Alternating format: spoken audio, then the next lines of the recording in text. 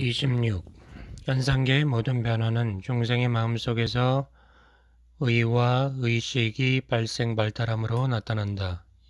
이것은 곧 아리아식이 무명의 근거가 된다는 것을 뜻한다. 27.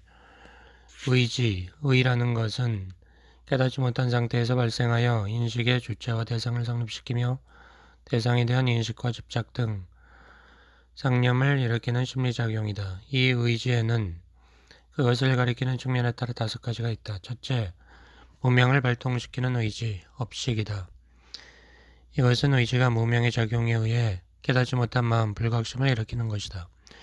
둘째, 인식 주체를 성립시키는 의지, 전식이다. 이것은 의지가 깨닫지 못한 마음의 태동에 의하여 인식의 주체를 성립시키는 것이다. 셋째, 인식 대상을 성립시키는 의지, 현식이다. 이것은 의지가 인식의 대상이 모든 사물과 현상을 나타내게 하는 것이다. 이 면에서의 의지의 작용은 거울이 사물 앞에서 그것을 비추는 것과 같다. 의지는 오관의 대상, 오진을 대면하면 즉각적으로 그것을 비춘다. 의지는 적절한 조건만 맞춰주면 반드시 발동하며 그 결과로 인식의 대상은 오관 앞에 나타나 있다. 넷째, 차별적 지각을 일으키는 의지, 지식이다. 이것은 의지가 마음의 본성에 지각되는 것과 상념에 지각되는 것을 분별하는 것을 가리킨다. 다섯째는 지각을 계속시키는 의지, 상속식이다. 이것은 의지가 상념을 끊어지지 않게 하는 것을 가리킨다. 의지는 과거 무한한 환생을 거쳐서 품었던 모든 선하고 악한 생각과 행했던 모든 선업과 악업을 그대로 간직하고 그로 말미암아 현재와 미래에 당하게 될 즐겁고 괴로운 업보의 열매를 거두는 데에 어김이 없게 한다. 의지는 현재와 과거의 일을 호련히 떠올리도록 하며 미래의 일을 근심하도록 한다. 28. 그러므로 일체 욕망과 사물의 관념, 우리가 생각을 품을 수 있는 모든 대상 3개는 허위이며 오직 마음, 유심의 조작이다.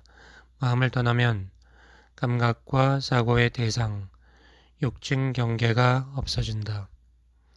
즉 모든 사물과 현상은 마음의 작용으로 말미암아 나타나며 상념에 의하여 생겨난다.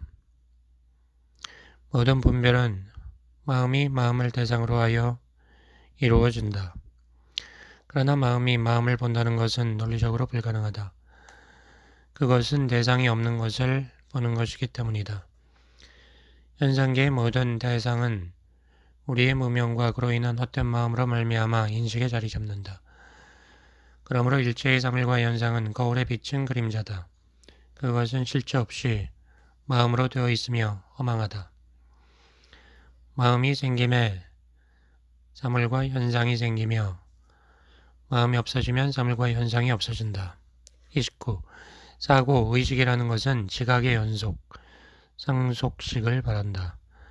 이것으로 말미암아 우둔한 자는 집착을 일으킨다. 그들은 나와 나에 속한 것을 계도하고 그릇된 집착을 가지며 사태를 계기로 감각이나 사고의 내용을 파악한다. 이것을 구분하는 마음, 분별, 분리식이라고 하고 분별하는 마음, 분별사식이라고 한다. 사고는 자기의 견해와 자신에게 속한 것에 애착을 가지도록 하여 번뇌를 증가시킨다. 30. 위에서 말한 여러가지 경험적 인식, 식이 무명 훈습으로 일어난 결과라는 것은 우둔한 자는 알 수 없다. 이승의 수행자의 지혜로도 알 수 없다. 그것은 수행자가 처음 올바른 믿음을 얻은 이후 내내 수행의 뜻을 두고 열심히 노력하여 진열을 증득하게 되더라도 부분적으로 알 뿐이며 수행이 완성 단계에 있는 사람이라 하더라도 완전히는 알 수 없다. 그것을 완전히 하는 것은 오직 깨달은 자 부처뿐이다. 무슨 말인가? 마음은 원래 맑고 깨끗한 본성을 가지고 있지만 맑지도 깨끗지도 않은 무명도 가지고 있다. 무명이 깨끗한 마음에 물을 들이면 물든 마음, 염심이 생긴다. 그러나 다시 염심이 있다 하더라도 마음은 언제나 동일 불변하는 마음이다. 앞에서 깨달은 자만이 알 수 있다고 말한 것은 바로 이걸 가리킨 것이다. 여기서 동일 불변하는 마음이라고 하는 것은 마음의 본성이 일정하며 상념의 변화와 무관하다는 말이다. 또 무명이라는 것은 마음이 유일 실제에 이르지 못하여 인식의 주체와 대상이 분화되지 않은 상태에서 상념이 일어나는 것이다. 31. 물든 마음, 염심에는 6종류가 있다. 처음 3가지는 밖에서 물든 마음, 상응염이라 부르고, 다른 3가지는 안에서 물든 마음, 불상응염이라 부른다. 첫째는 집착하는 마음, 집상응염이다. 이승의 수행자가 자신의 일신상의 번뇌에서 벗어날 때, 해탈할 때, 또는 대승의 수행자가 신상응지에 다다를 때 그들은 이 집착하는 마음에서 벗어난다. 둘째, 기억하는 마음, 불단상응염이다. 신상응지에 있는 수행자가 방편을 다하여 수행하면 점점 벗어나 정심지에 다다른다. 이 둘째 마음은 이들이 벗어나는 마음이다. 셋째, 분별하는 마음, 분별지 상응염이다. 구계지에서 벗어나 무상방편지에 다다른 수행자가 벗어나는 것이 이 마음이다. 넷째, 인식대장을 성립시키는 마음, 현색불상응염이다. 이것은 색자재지에 다다른 수행자가 벗어나는 마음이다. 다섯째, 인식주체를 성립시키는 마음, 능견심불상응염이다. 이것은 심자재지에 다다른 수행자가 벗어나는 마음이다. 여섯째, 의지를 발동시키는 마음, 근본업 불상응염이다. 이것은 수행의 마지막 단계인 보살진지에서 열애지로 들어가는 수행자가 벗어나는 마음이다. 32. 마음이 유일 실제에 이르지 못한다는 말은 열애지 이하의 모든 수행 과정에 해당된다. 신상응지에 있는 수행자는 통찰을 얻기 위해 노력하는 동안 상념을 일부 제거할 수 있으며 정심지에 들어가서는 상당한 정도로 상념에서 벗어난다. 그러나 상념에서 완전히 벗어나는 것은 열애지에서야 가능하다. 밖에서 물들었다. 상응이라고 하는 것은 마음과 상념이 그 맑고 물든 점에 있어서 차이를 나타내며 인식의 주체와 대상이 동일한 양상을 나타내는 경우다. 그리고 안에서 물들었다. 불상응이라고 하는 것은 마음이 깨닫지 못한 상태, 불각이 있지만 마음이 일정하여 마음과 상념의 구분이 나타나지 않고 인식의 주체와 대상이 동일한 양상을 나타내지 않는 경우를 가리킨다. 또한 물든 마음, 염심은 번뇌의 장애, 번뇌애라고 부르는데 그것은 참으로 그러한 것을 보는 근본적인 지혜를 막아버리기 때문이며 무명은 지혜의 장애, 지혜라고도 부르는데 그것은 세상의 자연스러운 사고와 행위를 막아버리기 때문이다. 물든 마음이 그런 작용을 한다는 것은 마음이 물들었을 때 인식의 주체와 대상이 성립하며 그로 말미암아 대상에 대한 인식과 집착이 생김으로써 절대 세계를 저버리게 된다는 뜻이다. 그리고 무명이 그러한 작용을 한다는 것은 모든 사물과 현상은 언제나 고유하고 기복과 변동이 없지만 무명과 불각으로 말미암아 마음과 대상 사이에 어긋남이 생기고 그리하여 모든 사태를 현명하게 처리하는 데 필요한 지혜를 가질 수 없게 된다는 뜻이다. 33. 현상계의 양상, 생멸상은 굵은 것과 가는 것 두 가지로 구분된다. 전자는 마음과 대상이 상응하는 경우고 후자는 마음과 대상이 상응하지 않는 경우다. 이것을 다시 굵은 것 중에 굵은 것, 굵은 것 중에 가는 것, 가는 것 중에 굵은 것, 가는 것 중에 가는 것으로 나눈다. 첫째는 우둔한 자의 경지고, 둘째는 수행자의 경지고, 셋째는 깨달은 자의 경지다. 굵은 것 가는 것이라는 양상은 무명의 훈습으로 말미암아 나타난다. 여기에는 내적 원인 인과 외적 계기 연이 있다. 내적 원인은 깨닫지 못한 불각이며 외적 계기는 마음이 만들어낸 외부 대상 경계이다. 원인이 없어지면 계기 또한 없어진다. 원인이 없어지는 것은 안에서 물든 마음, 불상응심이 없어지는 것이며 계기가 없어지는 것은 밖에서 물든 마음, 상응심이 없어지는 것이다. 34. 그러나 마음이 없어진다면 어찌하여 마음이 계속된다. 상속은 말을 할 수 있으며 만약 마음이 계속된다면 어찌하여 마음이 완전히 없어진다. 구경멸은 말할 수 있는가. 마음이 없어진다는 것은 마음의 양상, 심상이 없어진다는 뜻일 뿐 마음의 본체, 심체가 없어진다는 뜻은 아니다. 이것은 바람과 물이 합하여 물결이라는 움직임의 양상이 일어나는 경우에 비유된다. 물이 없어지면 바람은 움직일 대상이 없으므로 나타날 수 없다. 그러나 물은 없어지지 않으며 그렇기 때문에 바람은 계속해서 나타난다. 오직 바람만 없어질 경우에 움직임의 양상은 없어지지만 그렇다고 물이 없어지는 것은 아니다. 무명도 마찬가지다. 무명이 마음의 본체에 작용하여 움직임이 나타난다. 만약 마음의 본체가 없어진다면 이것은 곧 무명이 작용할 대상인 중생이 없어지는 것이다. 그러나 마음의 본체는 없어지지 않으며 그렇기 때문에 마음은 언제나 계속될 수 있다. 없어지는 것은 어리석음이며 이 경우에는 마음의 양상은 없어지지만 마음의 본체, 원래의 영명한 지혜, 심지는 없어지지 않는다. 35. 그런데 훈습에는 그것이 일어나는 부소에 따라 네 가지가 있어서 끊임없이 상념, 염법으로 흐르게 하기도 하고 진여, 정법으로 돌아가게 하기도 한다. 그 네 개의 부소라는 것은 1. 진여, 2. 무명, 3. 망심, 그리고 4. 만경계이다. 진여는 깨끗한 마음, 정법이고 무명은 상념의 원인, 일체, 염인이고 망심은 상념, 업식이고 만경계는 상념의 대상, 육진이다. 훈습이라는 것은 사람의 옷이 자체로는 냄새가 없지만 냄새가 배는 것과 같다. 마음에도 비슷한 일이 일어난다. 진여, 그것이 나타내는 깨끗한 마음. 진여, 정법은 원래 물든 것이 아니지만 무명이 지속적으로 영향을 주면, 훈습하면 물든 양상, 염상을 띠게 되며 무명 그리고 그것이 나타내는 물든 마음, 무명, 염법은 원래 깨끗한 것이 아니지만 진여가 지속적으로 영향을 주면 깨끗한 기능, 정용을 나타내게 된다. 훈습이 끊임없이 쌍념으로 흐르게 한다는 말은 다음과 같이 설명된다. 먼저 진여와 깨끗한 마음으로 말미암아 그것에 대비되는 것으로 무명이 있다. 무명이 쌍념의 원인으로서 진여에 훈습한다.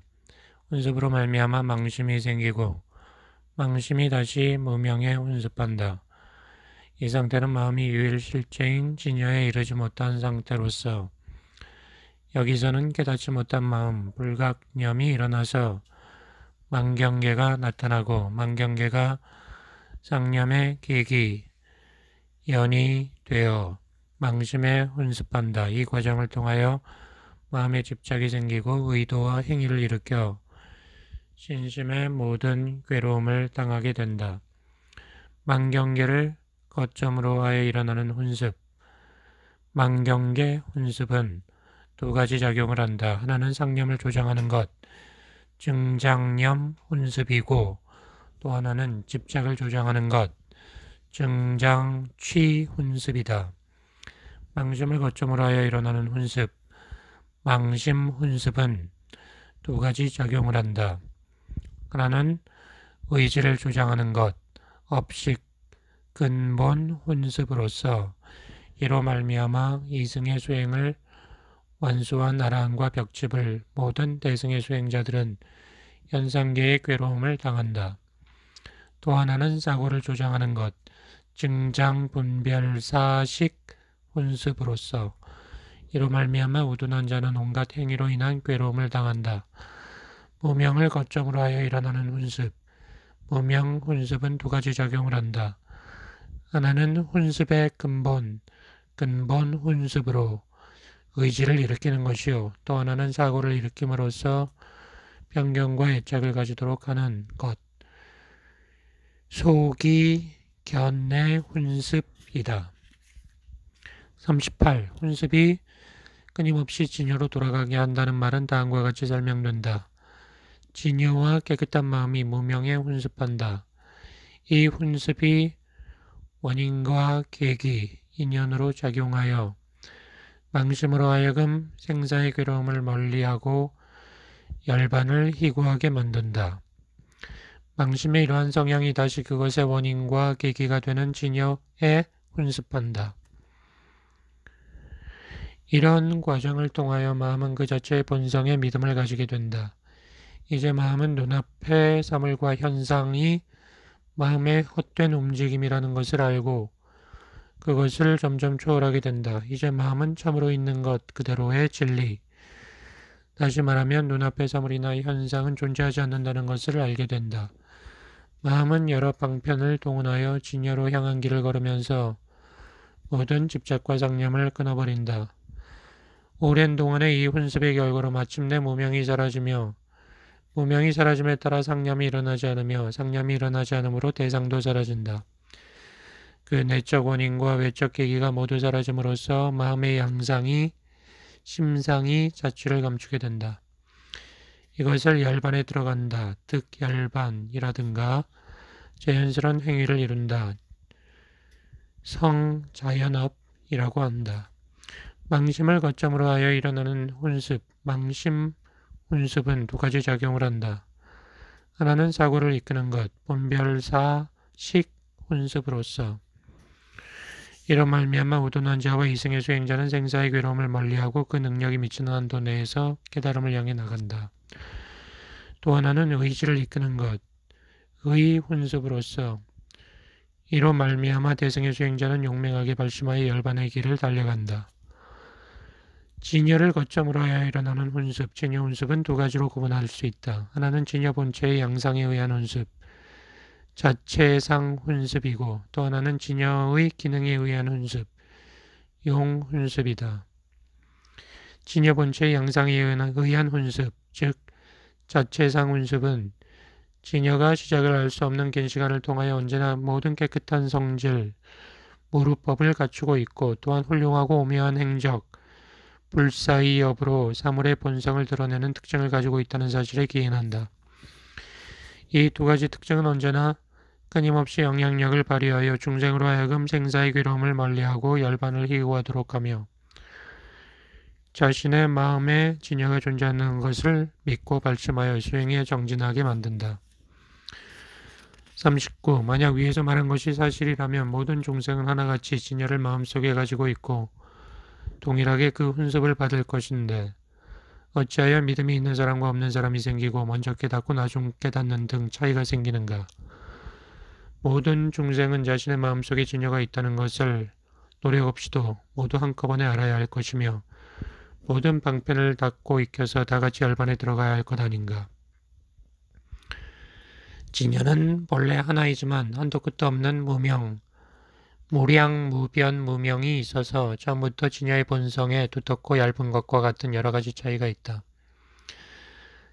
간지스 강의 모래보다 더 많은 번뇌가 그 무명 때문에 생기며 그 무명의 다양성만큼 다양하다.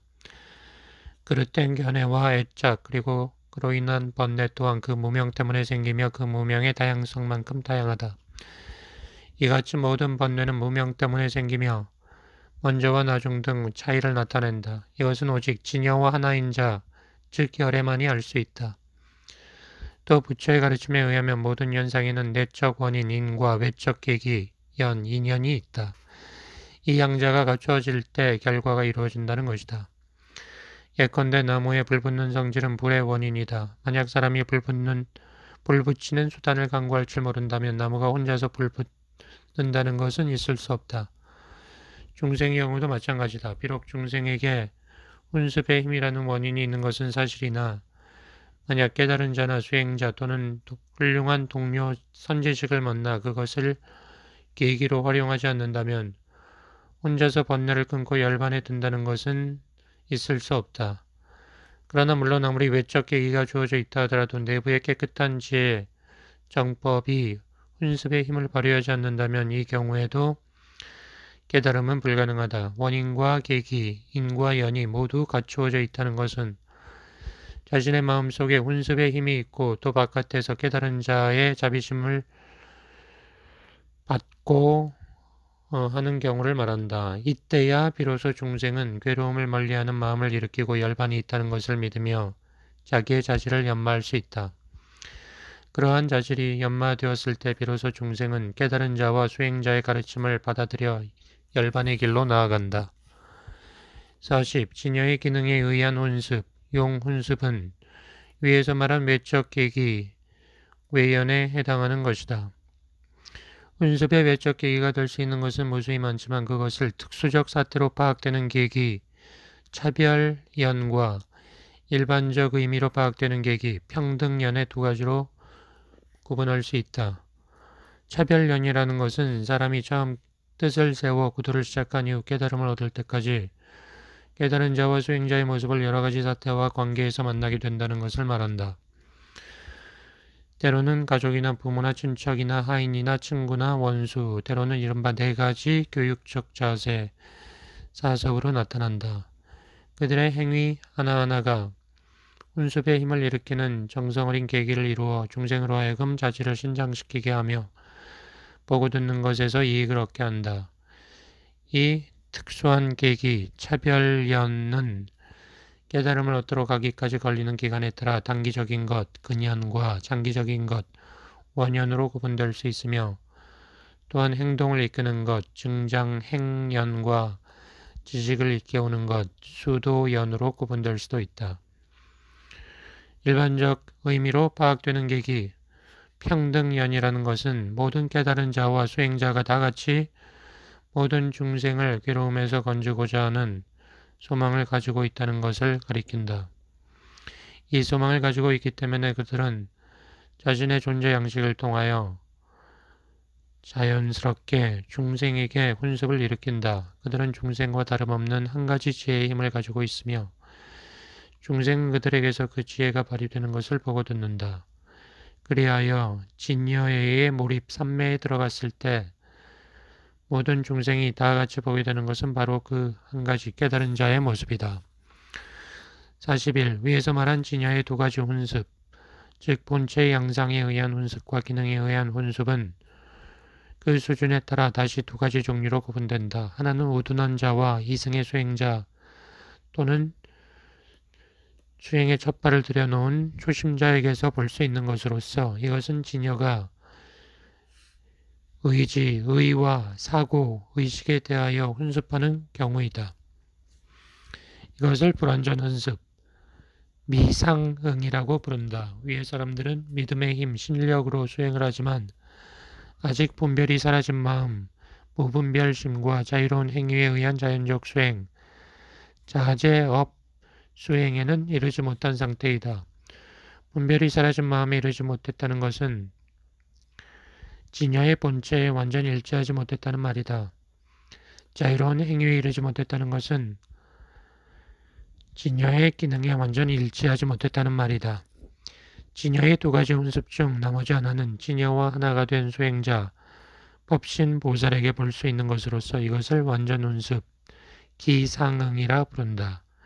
그들은 분별이 사라진 마음에 이르렀고 깨달은 자의 지혜와 기능에 완전히 일치한 상태에 있다. 그들은 오직 대승의 신비로운 힘, 법력으로 수행하며 그들에게 있어서는 삶이 곧 수행이다. 그들에게 있어서 삶은 진여에 의한 진여의 훈습, 그리고 그로 인한 무명의 소멸로 이어진다.